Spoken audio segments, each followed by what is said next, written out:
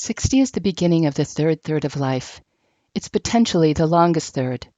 It pushes you to change the daily parts of your life, the small things, the things that you would take for granted, like getting up and walking over to the telephone, or taking your granddaughter shopping because you don't know if you can do it, or like losing your hair and trying to figure out how to adjust to that when you've always loved your hair. The whole third third is about loss of friends, loss of husbands, loss of hair, and we don't really know how to deal with loss particularly well.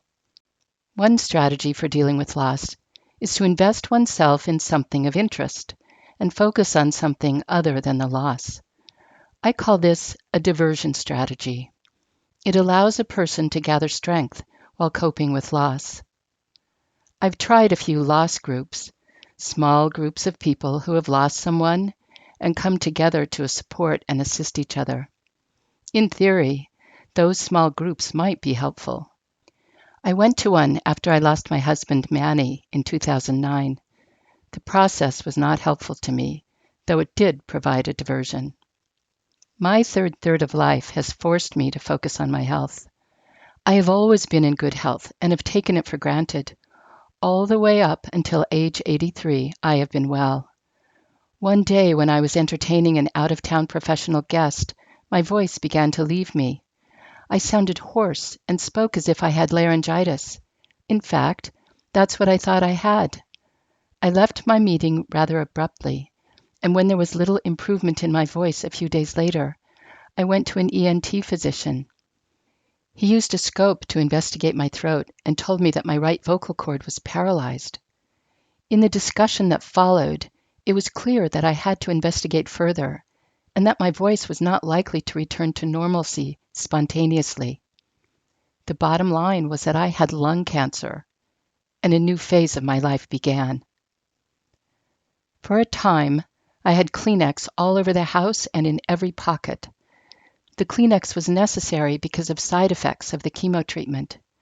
But as the drug in my infusion treatment has been changed, so these side effects and my hair loss have also changed and almost disappeared. I consider the side effects minimal and tolerable. Friendships have taken unexpected turns during this third third of life.